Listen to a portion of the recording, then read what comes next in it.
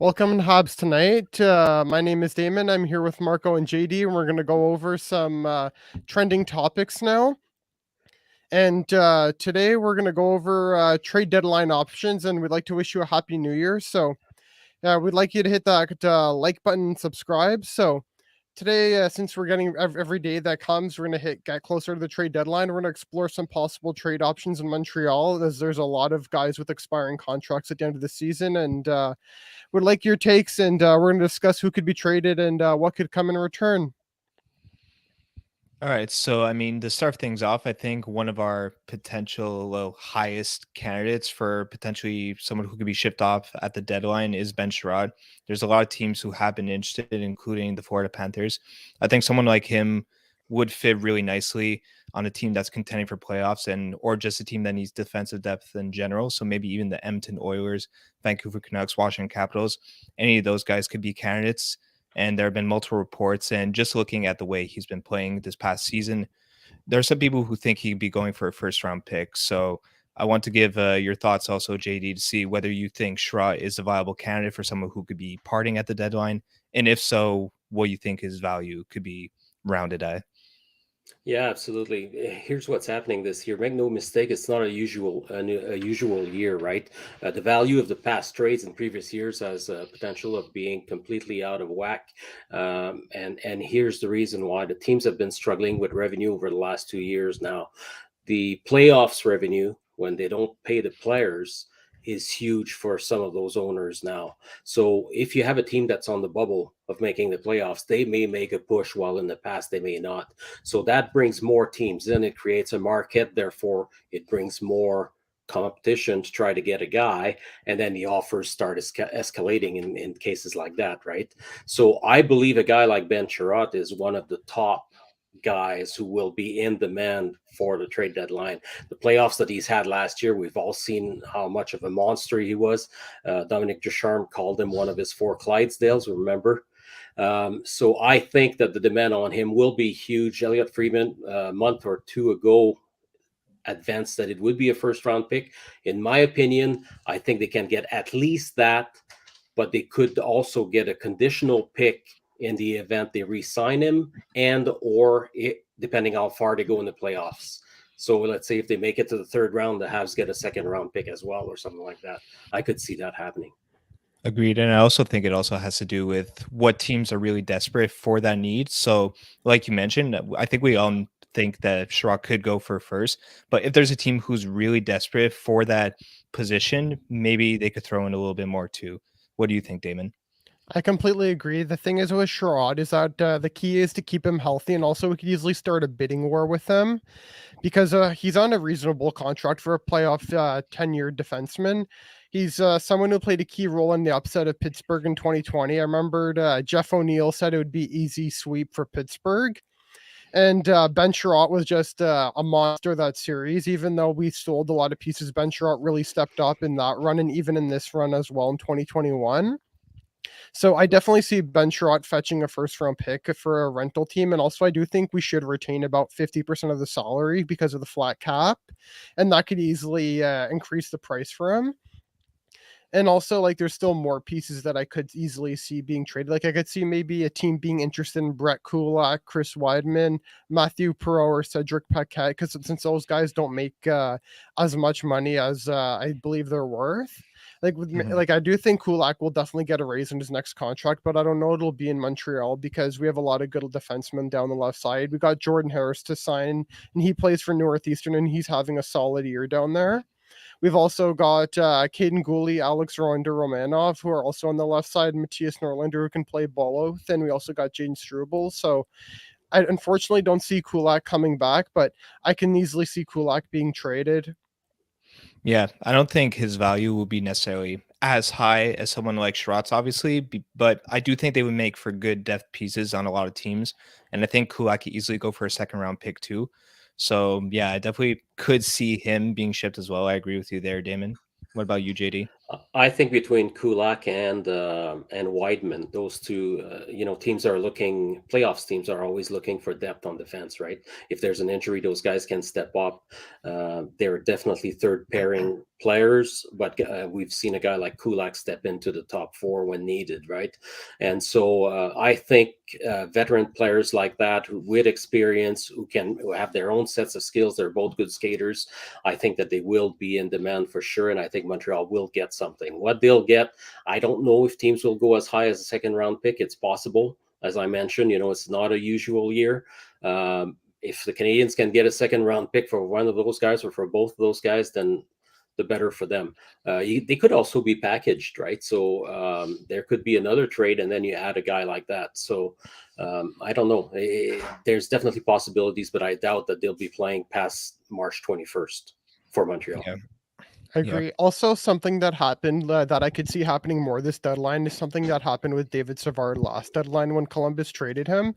They had made an involvement of a three-team trade where they had Detroit retain part of his salary, and they also retained part of his salary self, then gave essentially Tampa Bay 25% of his salary so they could easily move him out. And they gave up that extra pick, but I could see that happening maybe with someone in Montreal or maybe like with another team. Yeah. And while we're on the topic on defensemen, guys, I wanted to get your thoughts on someone like Jeff Petry, whether someone like him could potentially be out.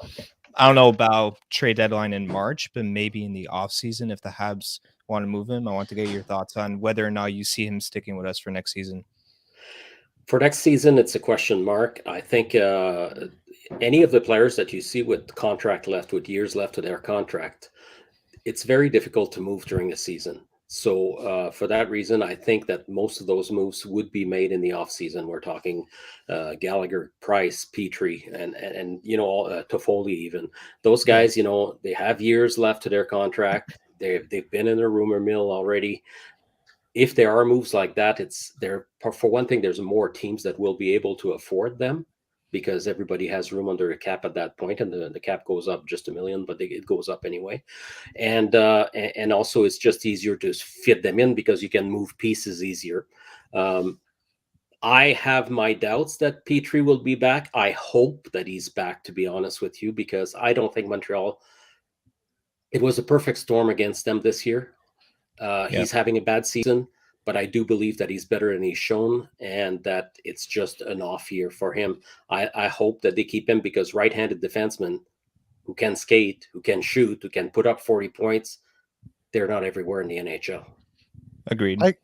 Go ahead, Marco. Oh, no, I just, that's all I wanted to say about that. I'll let you say your piece, and then after I'll go back to it. I was just going to say, in my opinion, the thing is that Jeff Petry definitely has had an unfortunate year. I do know he is a better defenseman, as I'm sure we all know, and the entire team knows and he knows. But just unfortunately, like he's definitely been banged up quite a bit this year. And also, I do think that if we're to trade him right now, I don't think the deadline would be the right option. I think if he somehow picks up his game after the deadline, he could be a off-season trade piece.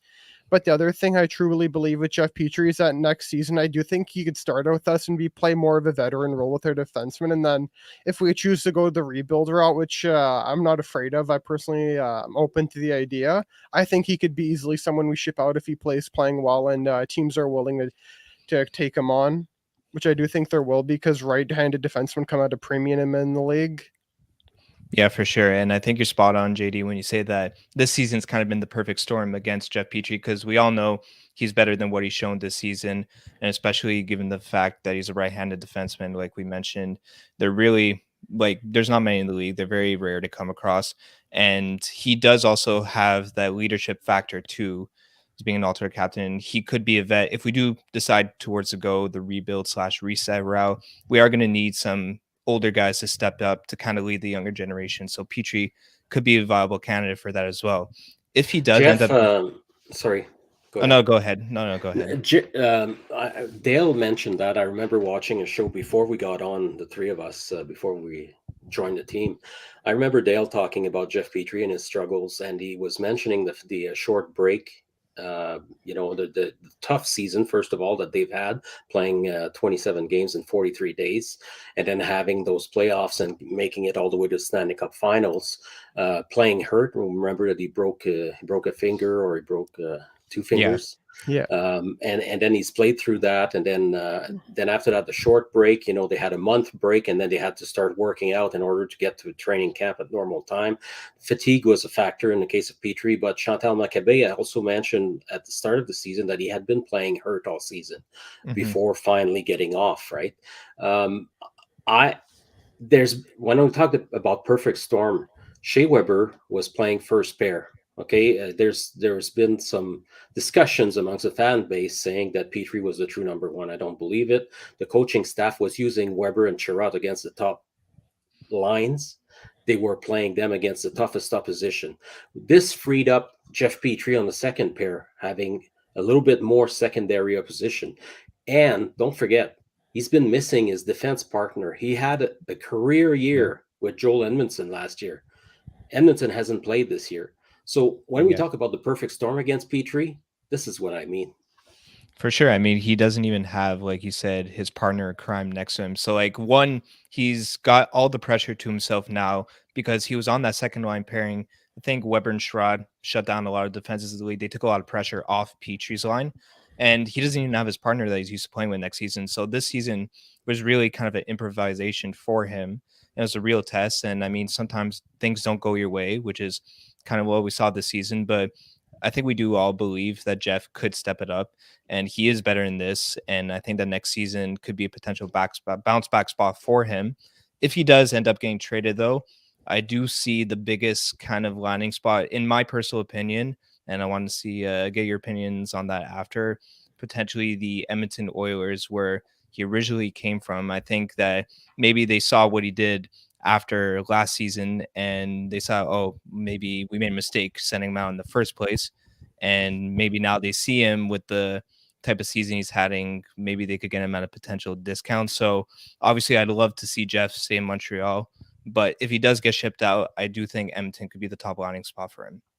Yeah, I just want to touch on something. We before we started the show, I just heard the news, and unfortunately, Jeff Petry's deep partner Joel Edmondson. Unfortunately, Joel Edmondson's father sadly passed away, and like to wish my condolences, and our thoughts are with the Edmondson family right now.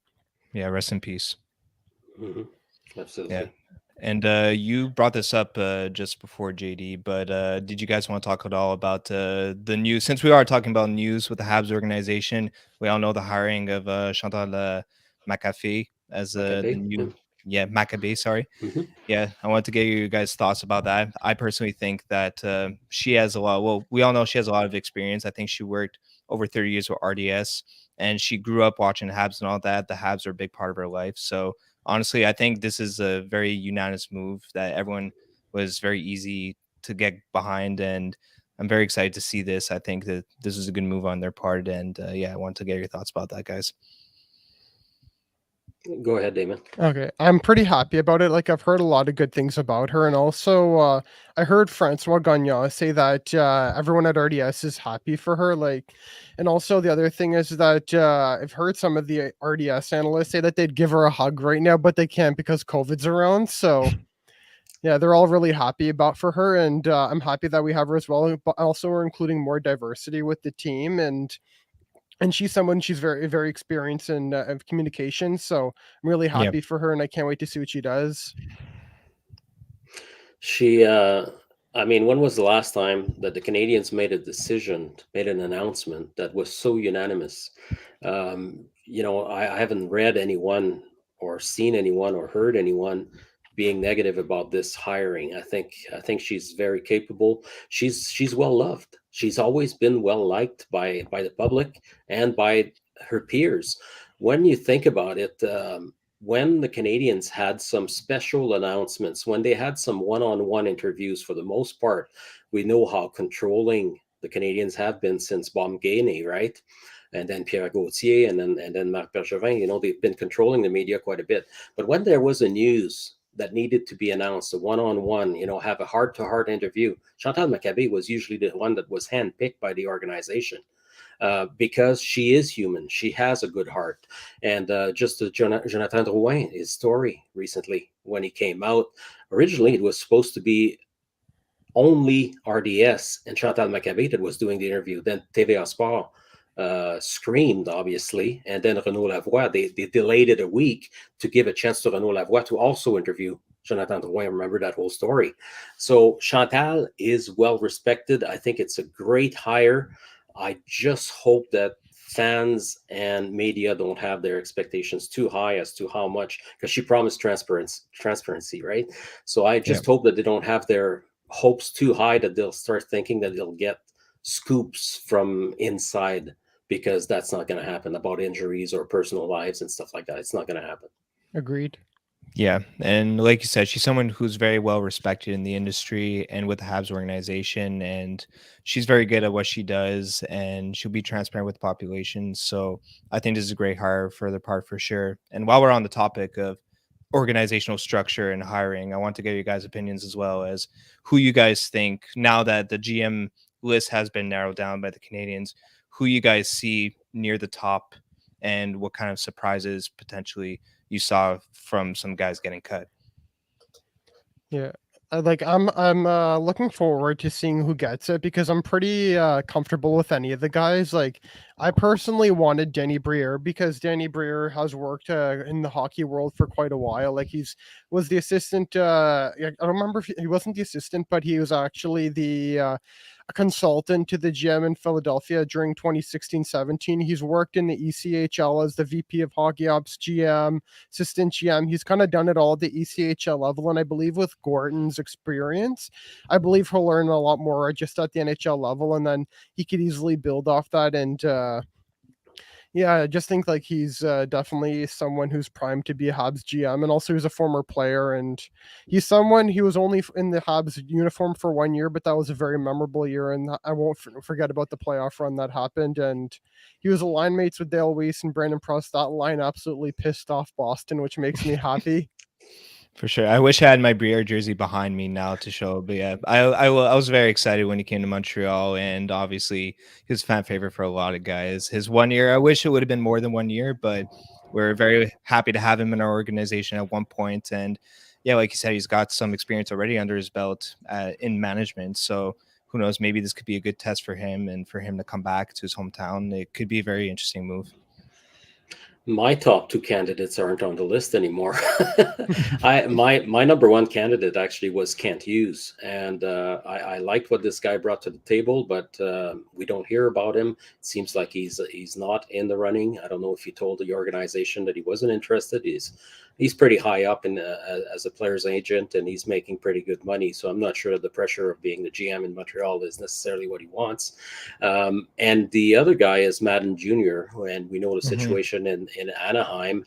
To me, Martin Madden Jr., I thought very highly of him, but Anaheim is looking for a GM as well, and he's probably in contention to have that position as well. And a candidate for Montreal who I think will get the job, Mathieu Dash, is also being apparently sought after by Anaheim, who want to interview him for their job as well. So I think that we talked about a lot of people have talked about Roberto Luongo. I love this idea. I don't see him. I mean, I'm from BC, as you guys know. When he was here in Vancouver, at the end, he couldn't wait to go back to Florida with his wife and his kids, and because his wife never moved to Vancouver, right? She stayed in Florida. I don't see him, although he's from Montreal, I don't see him make a living in Montreal. I think he'll prefer the sunshine with no tax, and his kids and his wife by his side. And who can blame him, really?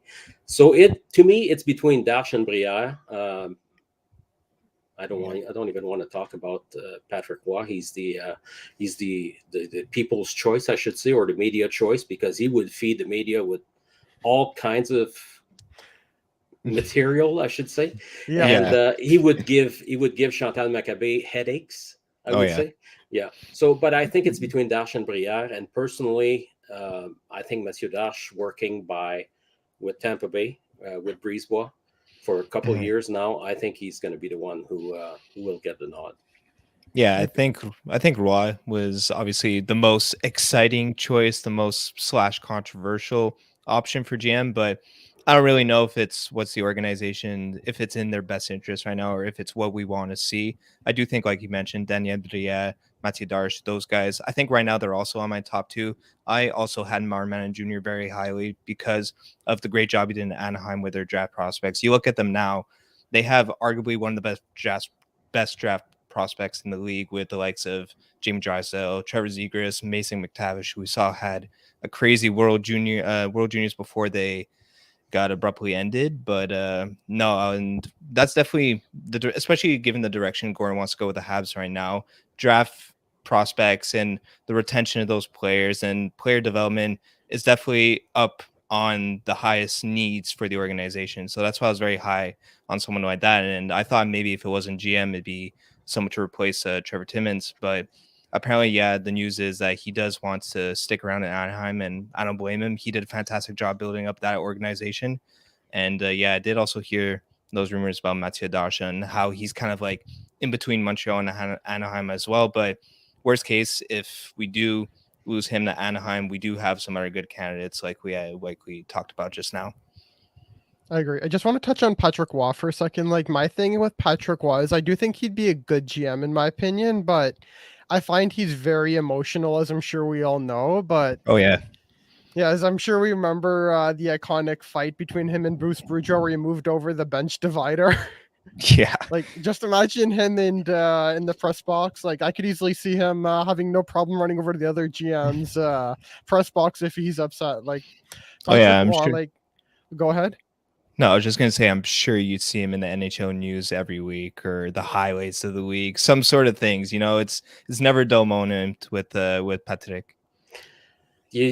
My concern would more so than him running to the next press box. My concern is that he's very emotional, and you cannot be emotional for that job in the NHL, particularly not in Montreal. If something goes wrong and he's pissed off at a player, he'll trade him for peanuts if he has to, and that's my concern. To Yeah. me, more than that, though, what has he done to deserve this? What has he done in his career to be such a good candidate? He had a pretty good rig with Colorado there, and what he did to Joe Sakic, that vindictful, vindictive behavior that he did, where at the draft they had this disagreement. He waited until late August, a few weeks before training camp, before giving his resignation. He knew that before. He waited for all the good coaches to be hired, and that's when he gave his resignation. He left the Avalanche and Joe Sakic high and dry, a little bit like he did when he was in Montreal when he played. Walking behind the bench and telling the president right there in front of cameras that he had played his last game. My concern is the hot temper. You can't have that in Montreal. No, I completely Exactly. agree with you. Yeah, especially at like the GM, the high management position, you need to have a cool head. You can't just be making rash decisions out of nowhere. And I mean, obviously, I think what puts Roy so high up that list is obviously his name and what he brought to the city. So I think take away that, and we wouldn't even be talking about it for GM. Yeah, like the thing is with Patrick Waugh is that he's of course coach and manager of the Quebec Ramparts, and they pretty much make the playoffs every year. He does have a Memorial Cup ring as well as coach and manager. But also one of my concerns if he was in Montreal is that he'd want just more than the GM role. Like he might want like Gorton's job. Like he definitely want a lot more. Like in my opinion, if he was there, like that's definitely my concern. But because he's pretty much coach and manager of the Quebec Ramparts, and yeah, like that was definitely one of my concerns if he was to ever become GM of Montreal. He'd want a bit more than that. Yeah. Switching topics now, we know this season, the COVID season for the Canadians or the Montreal Rocket, whatever you want to call them, we've seen a lot of young guys get their chance to play and a lot of guys who have impressed. So I want to get your guys' thoughts on next season, given the fact that everything is more or less back to normal with the roster and everybody stays healthy. Who do you guys seeing making the top four lines, and who do you guys seeing maybe getting sent back down to Laval or just not on the roster? It's so hard to tell. It's so hard to tell. In the past, it would have been easier. Okay, had Bergevin still been here, um, you get to know over 10 years. You get to know what he likes, what he doesn't like, and then you can assume that the core will remain. Right now, even that is in question. So no one talked about trading Carey Price when Bergevin was there. No one talked about trading Petry. No one talked about trading Gallagher. He signed those guys long term because he wanted them to be the core of the team.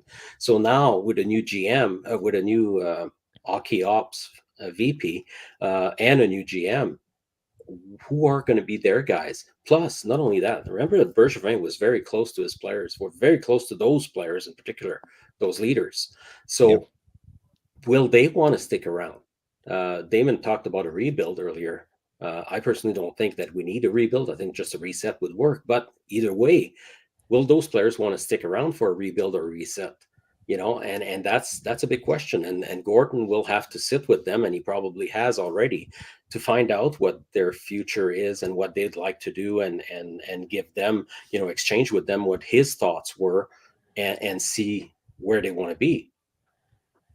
Yeah, like the thing right now with me is that Gordon said he's not opposed to a rebuild, but the thing is that I do think some contracts might have to go because, of course, Suzuki's 7 million is kicking in, which would put us over the cap. So I do think maybe one big contract might have to move out at least. So I'm not opposed to a rebuild by any means. Like I do think that this team could easily use one because we have a lot of guys that are kind of stuck, that are kind of locked up long term, and we do have a good future coming. And the flat cap is kind of staying as the flat cap for the next 5 years, according to Elliot Friedman.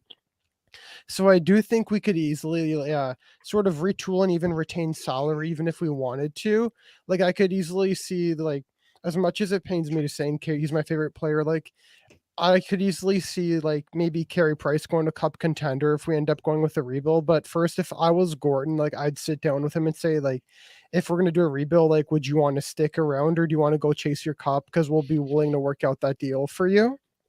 And then I'd give Carey and Brendan Gallagher, those guys, I'd give the choice to them, and they've been here for a while. They've been the hearts and souls of the team, so I'd let it be up to them if they want to stick around. If we're going to do a rebuild, or I'd let it like, or I'd let them say like if they want to stay or if they want to move out and want to get their cup, because you never know how long your shelf life in the league is going to be, because there's always younger players coming up, but those guys, in my opinion, are definitely elite players, and I definitely would just let them choose. I'd give them the respect.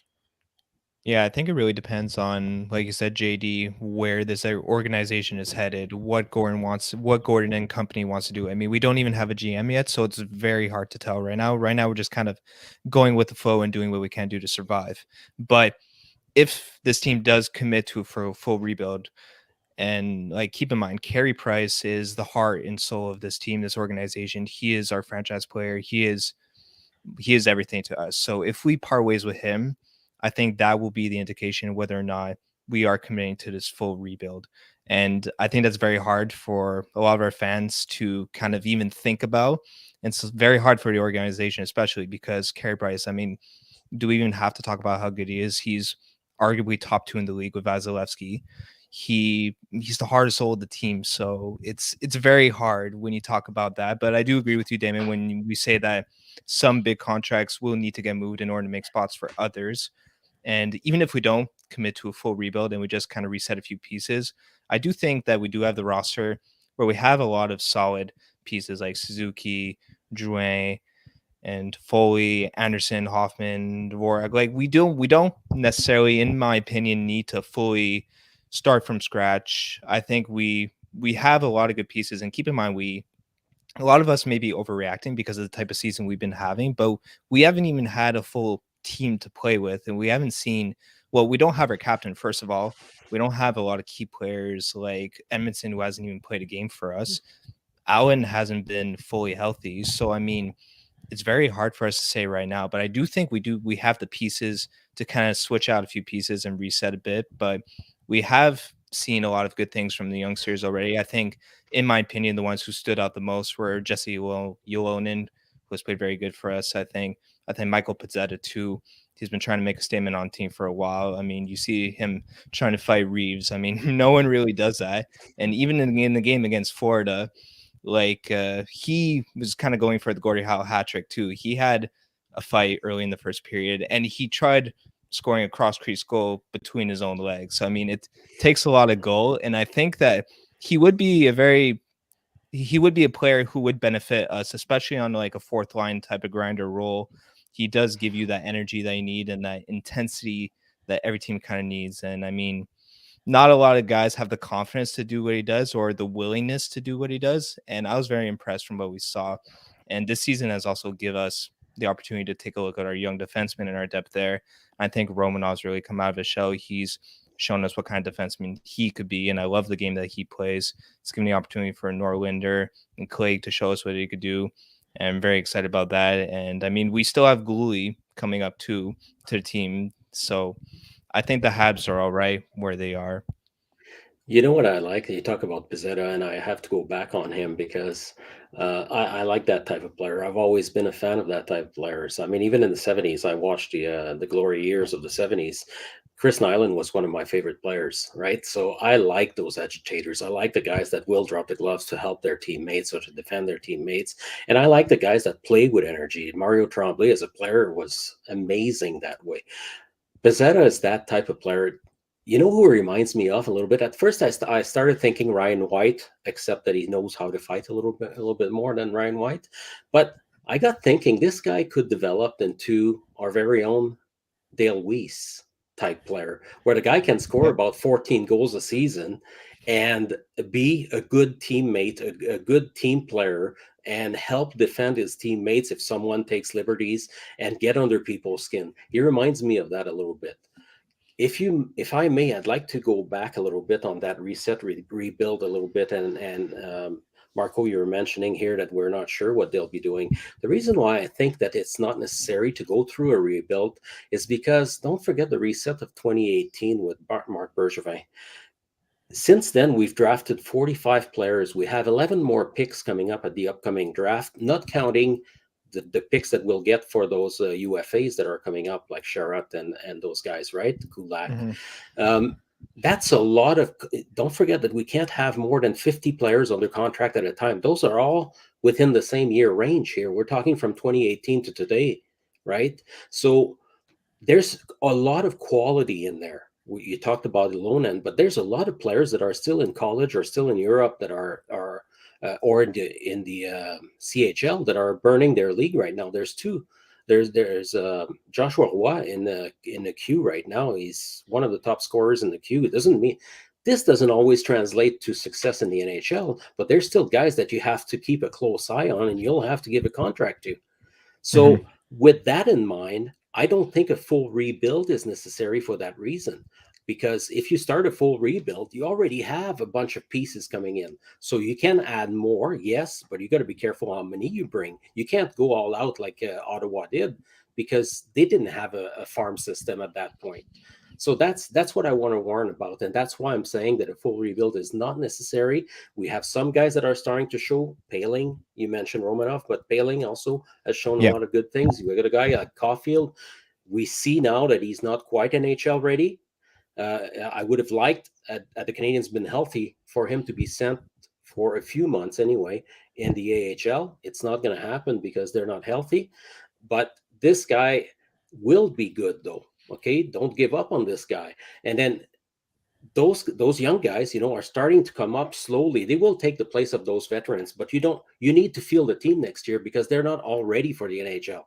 So you got to keep some veterans and bridge until those guys are ready. Logan Mayubi last night had an amazing game, first game in 2 years or a year. He played 19 games last year, and he didn't play all year, and he had two assists, was +4. He had 5 shots on goal. He's going to be a player. He's our top right-handed prospect defenseman right now. So you need a Petry, or you need a Klingberg, or you need someone that will carry the load until this kid is ready for the NHL. He's not going to be ready next year. He's 18. Yeah. I mean, he, like, controversy aside and all this, Logan Mailloux, he arguably has the highest upside out of all our recent draft picks. This guy is a really talented hockey player, and he's so young too. And he's going to be a force whenever he does get to the NHL. So I do think for right now, we do have a lot of pieces that could carry the load until that happens. And I mean, we're just talking about it. Right hand defensemen, they're very hard to come by. So I think Logan, he will make an impact once he gets on the team, but I do think we have the pieces right now to survive. I don't think the full rebuild is necessary, in my personal opinion. I think we could do with what we have given a healthy lineup, maybe sell high on a few players like Shark. Because, I mean, the Canadians have a lot of defensive depth, and I'm actually very impressed by how much they do and how many young defensemen that they have right now who could be stars in the NHL. So if we let go of Sherrod or Kulak, we'll be all right. And then we have Goalie coming in. Mayu eventually will make his mark. Maybe we pick up somebody else, maybe Klingberg, depending on what happens with his situation. I mean, I think the Habs will be all right, but it'll be very interesting to see where this whole roller coaster goes in the future, in the near future.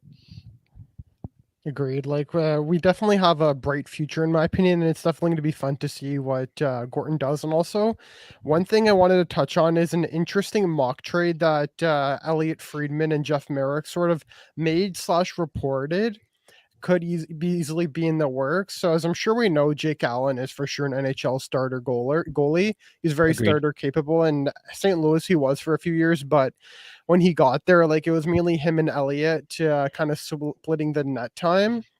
And then of course he got those few years starting, and then Binnington came over and took over the net.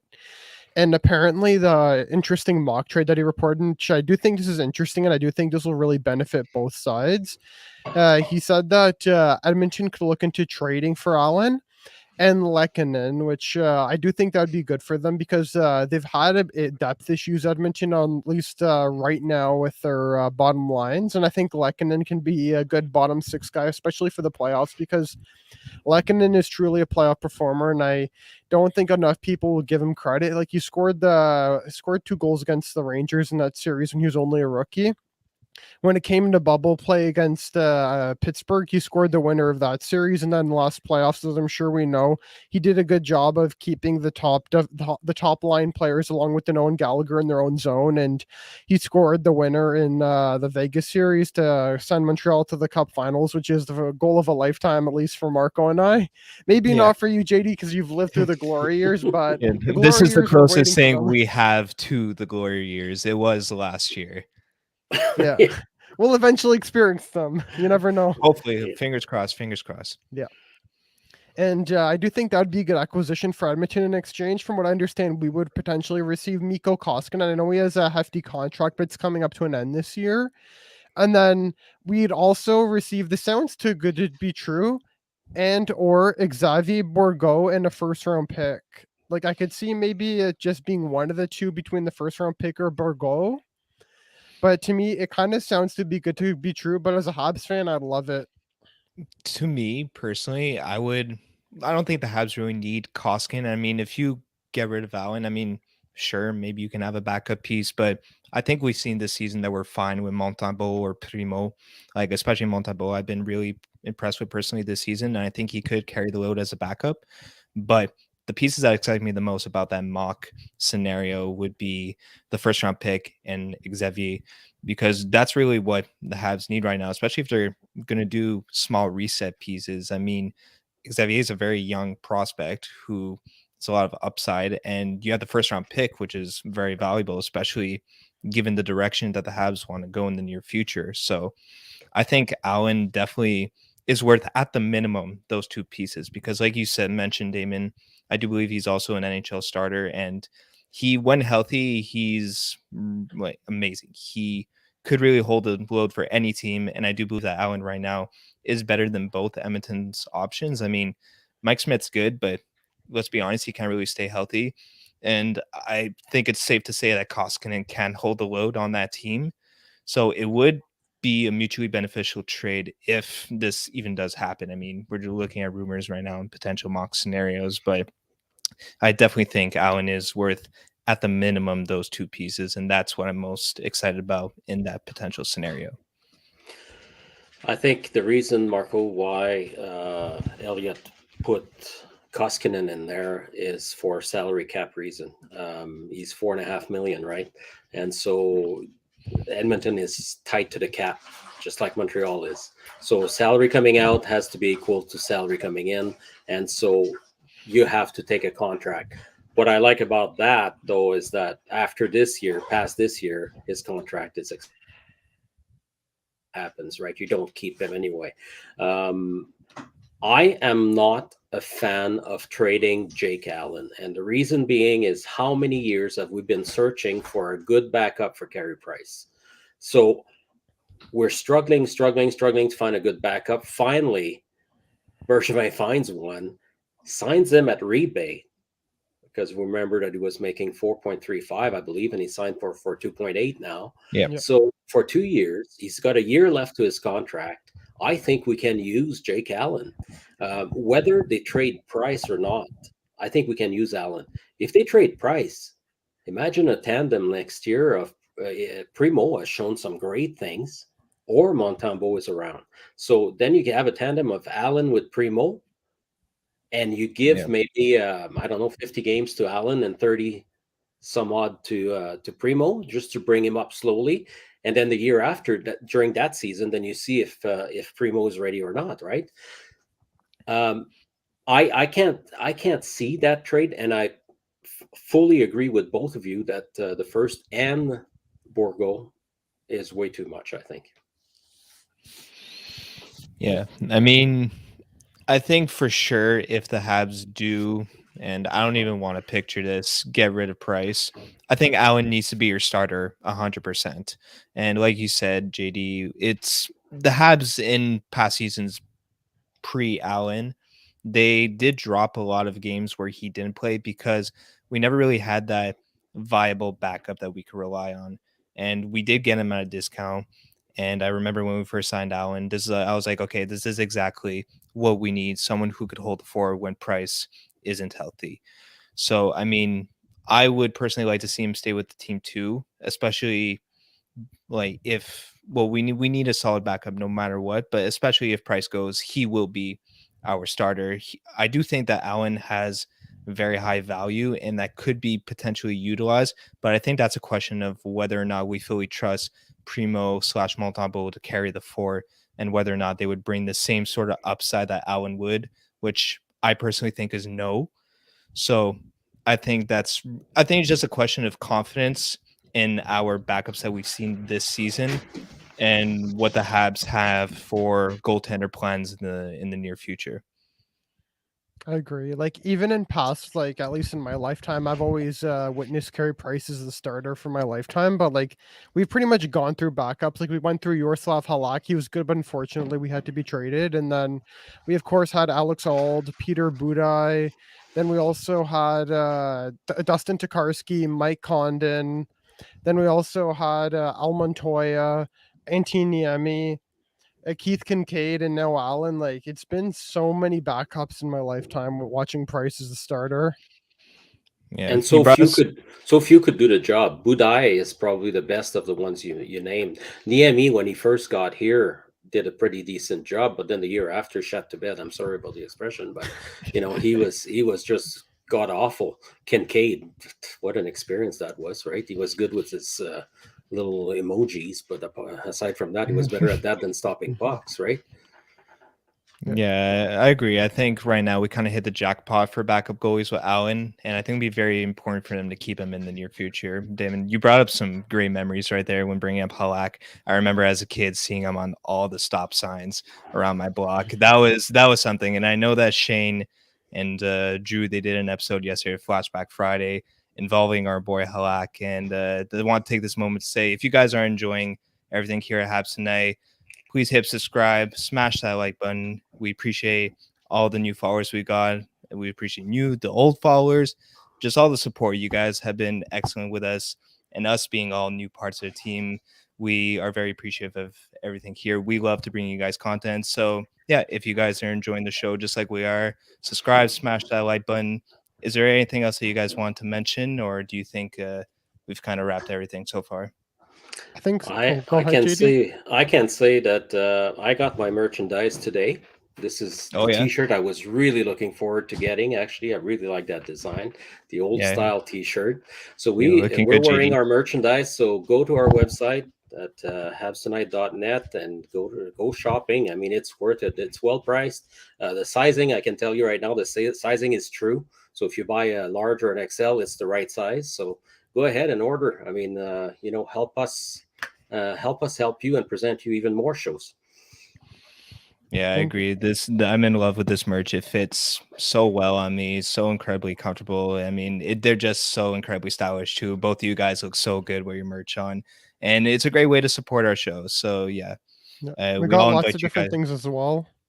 Like Oh if you yeah. guys Yeah, want sweaters, like coats, toques, we've got it. Like our store is pretty much like a shopping mall, online shopping mall. I guess you could say it's a lot of oh yeah, different stuff, and yeah, I especially ordered a for it's beautiful amazing. golf shirt, oh and yeah, The it's so polo. comfortable, nice fabric, and it's I'll wear it at some point on one of the shows, but I couldn't wear two, unfortunately. So yeah, for sure. When golf season comes around the corner in the center, I'm gonna for sure get one of those too. Yeah, we got it all. So yeah, if you guys are interested, habstonight.net. That's where you'll be able to find everything.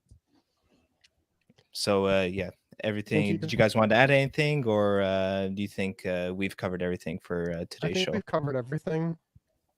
yeah. There's going to be a lot happening, guys. I mean, it's we don't know what's going to happen, but it's going to start happening pretty soon too. I mean, the search for new GM. I mean, we're talking about second interviews right now, from what we're hearing, anyways, from hockey insiders.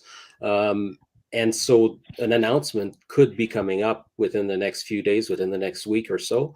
And at that point, that's when we can expect seeing some either heads rolling or some changes, whichever way you want to look at it.